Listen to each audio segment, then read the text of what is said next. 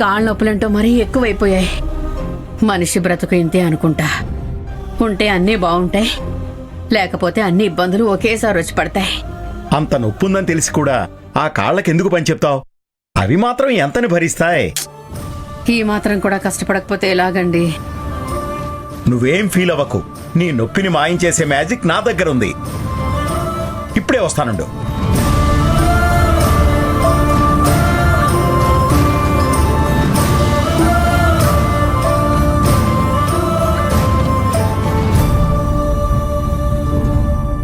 ఇదిగో నీ మోకాళ్ల నొప్పిని పోగొట్టే ఫ్రెష్ ఆయిల్.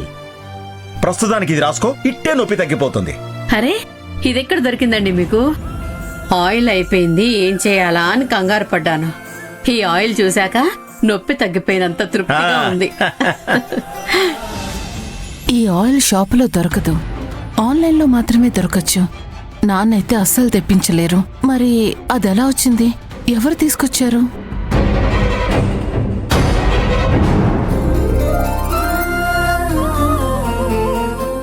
ఇది చూస్తే నాకు సగం ప్రాణం లేచొస్తుందండి. ఈ నొప్పికి నివారణ దొరికిందిలేండి. ఇది కొంచెం తీయండి.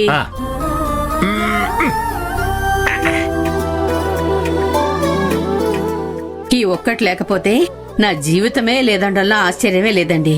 దీన్ని ఎవరు కనిపెట్టారో గాని వాళ్ళు 100 ఏళ్లు సుఖంగా ఉండాలి. ఏంటి అంతలా పొగుడుతున్నావు? ఆళ్ళు సుఖంగానే ఉంటారులే.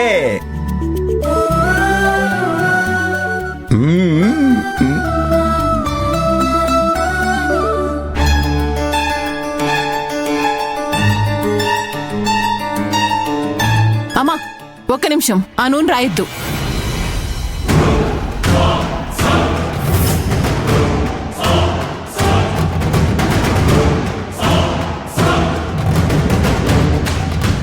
ఏమైంది? సడన్ గా అంతలా అరిచావు? ఏదైనా పిల్లటం వచ్చిందా? అది నా కళ్ళ ముందుంది కదా. అవునానా, ఒక్కోసారి పిల్లి అడ్డు రావటం కూడా మంచిది. ప్రమాదం జరగబోతుందని సిగ్నల్ ఇస్తుంది. అప్పుడు ఆగితే మంచిది, లేదంటే ప్రమాదం. ఆ ఆయిల్ ఎవరు తీసుకొచ్చారు?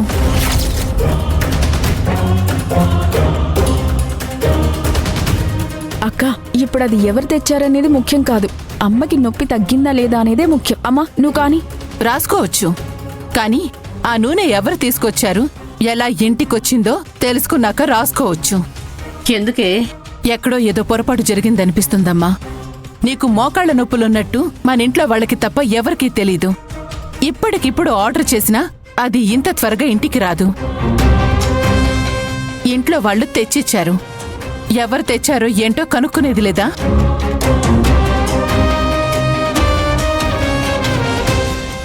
ఈ త్రిపుర పోయిన జన్మలో డిటెక్టివ్గా పుట్టిందా ఏంటి? ఇలా అన్నీ ఎలా కనిపెడుతుంది? ఎలాగైనా త్రిపురను ఆపాలి.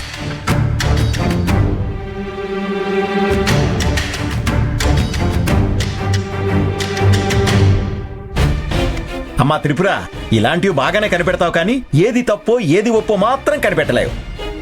నేను అడుగుతుందేంటి, మీరు చెప్తుందేంటి నాన్నా? సుత్తి లేకుండా అసలు విషయానికి రండి. నేను అదే చెప్తున్నానమ్మా. భద్రావతికి మోకాళ్ల నొప్పులున్నాయని ఇక్కడున్న అందరికీ తెలుసు. వేరే ఏ నూనె వాడినా తగ్గదని తెలుసు. ఇప్పుడు ఈ ఆయిల్తో మీ అమ్మ కాళ్ళ నొప్పులు పోవాలని ఆలోచించకుండా ఈ బాటిల్ ఎలా వచ్చింది, ఎవరు తీసుకొచ్చారు అని అడిగే బదులు మీ అమ్మ బాధ చూడలేక నువ్వే తీసుకురావచ్చు కదా. అది కాదు నాన్న, అమ్మకి ఏది మంచిదో చెప్పడానికి అడుగుతున్నాను. అనవసరంగా ఏదేదో మాట్లాడకుండా ఆ ఆయిల్ ఎవరు తీసుకొచ్చారో చెప్పండి. చెప్తున్నాను కదమ్మా, పేరుకే అమ్మంటావు. ప్రేమ ఉందని మాటల్లో చెప్తావు, కానీ ఏనాడైనా ఇలా తల్లిని తీసుకొచ్చి అంటించావా? అమ్మ పరిస్థితి చూసి తట్టుకోలేక అవన్నీ చేయడం భద్రావతి ముద్దుల కొడుకు ఒక హరి వల్లే అవుతుంది.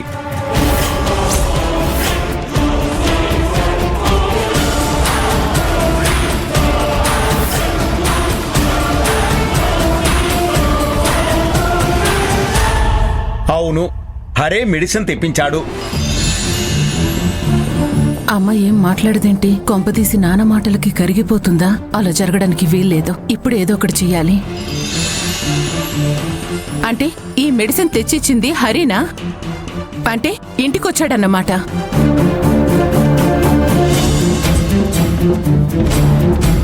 చెప్పండి నానా, హరి ఇంటికొచ్చాడా?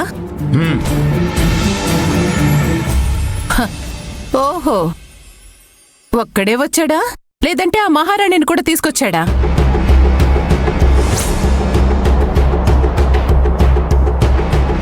ఆయన ఒక్కడే ఎందుకొస్తాళ్లే, పెళ్ళం పక్కన లేకుండా ఒక్కడుగు కూడా వేయడు కదా. అది వాణ్ణి కొంగును కట్టేసుకుని మరీ ఆడిస్తుంది. త్రిపుర, నోటికొచ్చినట్టు మాట్లాడకు. హరికి తెలుసు భర్త ఎలా ఉండాలో. కొడుగ్గా ఈ ఇంటికి ఏం చేయాలో వాడు అదే చేస్తున్నాడు. అవునవును, ఎంత బాధ్యత గల కొడుకో బాగా అర్థమైంది. కన్న తల్లినే కాదని పెళ్ళం కొంగు పట్టుకుని వెళ్లిపోయిన వాడికి బాధ్యత గురించి బాగా తెలుసు. చూసావా అమ్మా, మన వెనక ఏమేం జరుగుతున్నాయో? ఇదంతా లక్ష్మి రాసుకున్న స్క్రిప్ట్. మన ఇంటికొచ్చి మనల్ని విడగొట్టాలని ఇలా ప్లాన్ చేస్తుంది. మీ అబ్బాయిని నా కొంగున కట్టేసుకున్నాను చూడండి అని చెప్పడానికే పదే పదే ఇంటికొస్తుంది. ఇక్కడున్న వాళ్లంతా ఘనకార్యం చేశారన్నట్టుగా వాళ్ళకి సపోర్ట్ చేస్తున్నారు. ఇలా చూస్తూ ఉంటే హరి మనకి దూరం కాకుండా ఉంటాడా చెప్పు? ఆ లక్ష్మి మనల్ని రోడ్డున పడేసినా పడేస్తుంది, ఇందులో అనుమానమే లేదు. ఇంకా ఆపు త్రిపుర. నువ్విలా అరిచినంత మాత్రాన అన్నీ నిజాలైపోవు. నువ్వు కట్టుకథ చెప్పి మీ అమ్మ బుర్ర పాడు చేయకు. భద్రావతి, త్రిపుర చెప్పిన మాటల్లో ఏదీ నిజం లేదు. హరిని తప్పుగా అర్థం చేసుకోవద్దు. నిన్ను చూసి మాట్లాడాలని వచ్చారు కానీ వేరే ఉద్దేశంతో రాలేదు. వాళ్ళొచ్చినప్పుడు మీరింట్లో లేరు, మళ్ళీ వస్తామని వెళ్ళారు. ఇంతే జరిగింది. ఈ త్రిపుర మాటలు నువ్వు వినొద్దు. ఈ నూనె రాసుకో, మోకాళ్ళ లోపల తగ్గిపోతాయి. నువ్వు అంత తిట్టినా, అంతలా అవమానించినా హరి మనసులో, లక్ష్మి మనసులో రవ్వంత కూడా కోపం లేదు. ఇది వరకు నీ మీద ఎంత ప్రేమగా ఉన్నారో ఇప్పటికీ అలాగే ఉన్నారు. నువ్వే గుండె రాయి చేసుకుంటున్నావు. దయచేసి ఒక్కసారి మన హరి చెప్పింది కూడా విను. వాడేంటో నీకు అర్థమవుతుంది. వాడికి ఒక్క అవకాశం ఇవ్వు భద్రావతి.